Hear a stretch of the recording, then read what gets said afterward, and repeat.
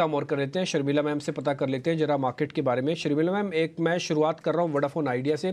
बहुत सारे ग्राफिक्स, बहुत सारी चीज़ें हमने बनाई हुई हैं। हम ऐसा नहीं है कि हम आपसे पहली बार पूछ रहे हैं, हम सभी मेहमानों से पूछ रहे हैं। वो इस वजह से ताकि कंसेंसस, एक तरह का पोल हम लाइव ही आपके सामने रख दें कि ज़्यादातर मेहमान इस पर क्या टेक ले रहे हैं। मैम, वोडाफोन आइडिया पे आपका टेक क्या है?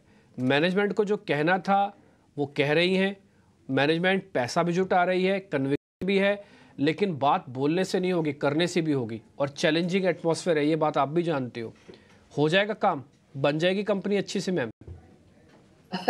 तो मेरे हिसाब से जो दो तीन आपने फैक्टर्स हाईलाइट किए उन्हीं पर मैं बात करूंगी। एक तो डेफिनेटली आई थिंक सेक्टर मुझे बहुत पसंद आता है, और जैसे कि आपने कहा कि आज जिस तरह से हमने मैनेजमेंट को सुना, तो वो एक नई एनर्जी लेके आए हैं ऐसा लग रहा है, क्योंकि जो 2 साल पहले जिस तरह का उनका आउटलुक था और तो उस हिसाब से काफी चीजें बदली भी है, और कंपनी के लिए भी, और उनके जिस तरह से उनका आउटलुक था, जिस तरह से उन्होंने बात रखी, वो भी बहुत अलग थी। But I think the key question here that you need to ask yourself is कि क्या उन्होंने ये सब चीजें करने में थोड़ी देरी कर दी है? तो मेरे हिसाब से वो थोड़ी सी देरी हो गई है। अभी is it an impossible situation to come out of? No. लेकिन ये चीज ध्यान में रखनी चाहिए कि उनका काफी डेट है। उस डेट से जो पैसा उन्होंने इकट्ठा किया है वो काफी पैसा है, but it is not enough to meet their debt requirements. और किस तरह से वो आगे चीजें चलाएंगे। और ये चीज भूलनी नहीं चाहिए कहीं भी कि इन द इंटरिम जब तक ये चीज हुई है, लगातार उनके सब्सक्राइबर बेस में इरोजन हुआ है, और फायदा रहा है एयरटेल और जियो को। So my really my recommendation has been a buy on Bharti Airtel and a buy on Reliance.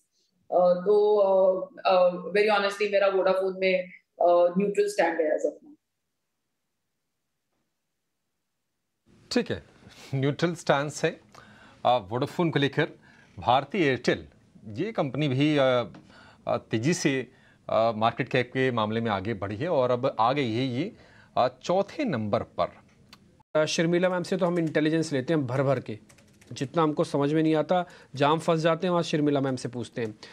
Ma'am, एक चीज़ मेरे को बताइए, जरा यूपीएल भी बताया जा रहा है कि अगली सीरीज़ का one of the best trade हो सकता है, ये टेक्निकल्स वाले बोल रहे हैं, डेरिवेटिव्स के हिसाब से भी बोला जा रहा है।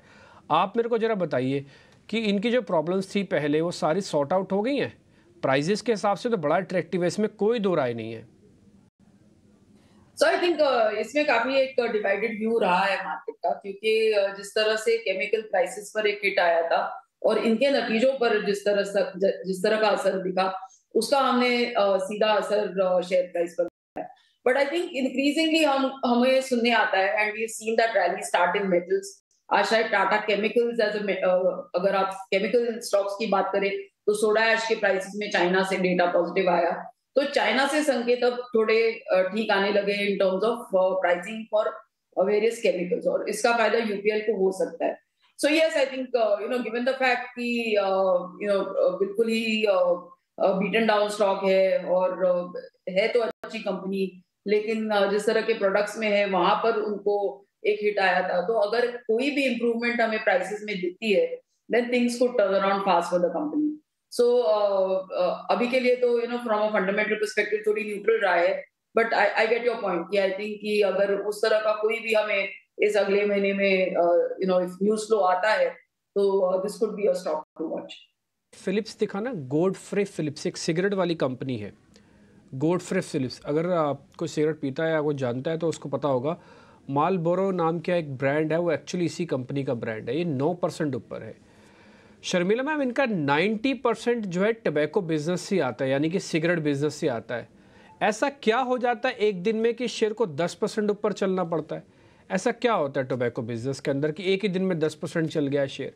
या तो कोई लैंड की खबर आए, एक्विजिशंस की खबर आए, डेट उतारा है, प्रमोटर चेंज हुआ है, एफआईज बढ़ गया, तब तो समझ में भी आता है। बिना खबर के 10% शेयर चले? Yes, I think very strange, और इसलिए थोड़ा बचना चाहिए इस तरह के स्टॉक्स से। आई थिंक ये जो अच्छा फंडामेंटल इन्वेस्टर्स के लिए बन जाता है, I think it's a slightly low volume stock if I am not mistaken. तो मेरे हिसाब से इस वजह से कोई भी अगर बड़ा बायर आ जाता है, तो ये स्टॉक्स में इस तरह की मूवमेंट आपको दिखती है। So that would be my interpretation आज के स्टॉक मूव के लिए, कि किसी की अच्छी बाइंग आ रही है इसमें, और उसका इम्पैक्ट कॉस्ट काफी बनता है, you know, when your volume is not much. लेकिन जैसे कि आपने कहा कि बहुत सालों से ये आई मीन ये काफी पुरानी कंपनी है and it is largely in the tobacco business, और अच्छे खासे प्रॉफिट रहे हैं। थोड़ा वैल्यूएशन थोड़ा एक्सपेंसिव लगता है, but overall a very good stock.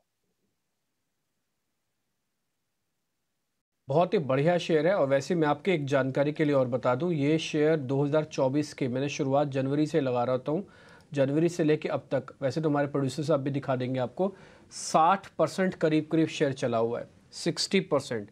Jain से लेके भी हम कौन से मंथ में, अप्रैल में, अप्रैल के 25 तारीख के अंदर आपको ये 60% ये शेयर चला हुआ है।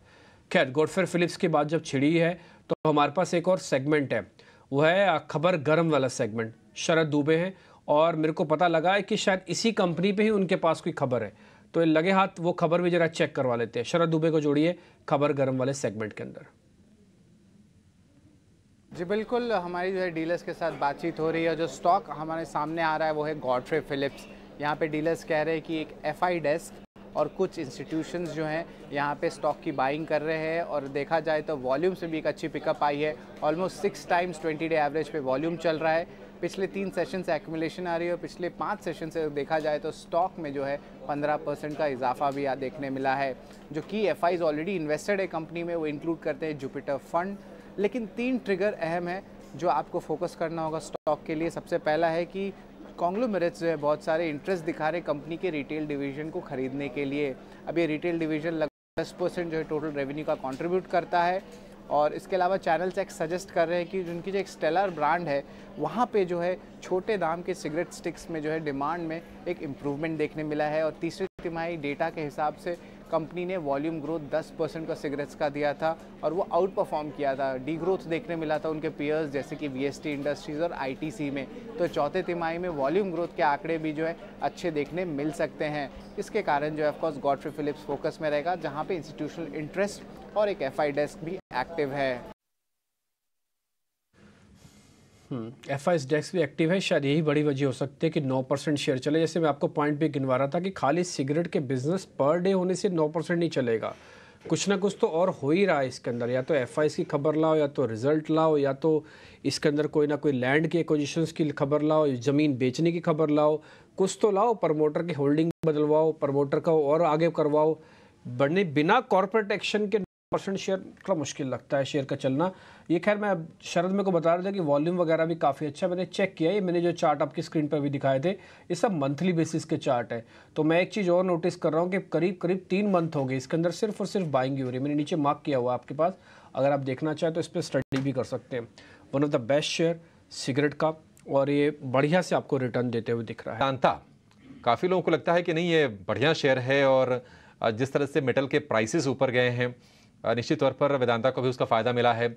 वेदांता को आप फंडामेंटली कैसे देख रही हैं, और नतीजों के लिहाज से कैसा लग रहा है आपको? ये आय में थोड़ी सी कमजोरी है, ज़्यादा नहीं, थोड़ी सी है। तो जैसे कि आप कह रहे थे कि आई थिंक द कंसर्न उनके डेट को लेकर है, और वो इस बीच में उनकी ये भी बड़ी खबर आई थी कि किस तरह से उनका स्प्लिट होगा और उसका क्या मतलब निकलेगा। लेकिन I think investors have been interested in the stock, जो 2 वजह, एक बड़ी वजह ये थी कि बहुत अच्छे डिविडेंड दिए हैं कंपनी ने, और दूसरी चीज ये है कि मेटल्स की रैली आई है।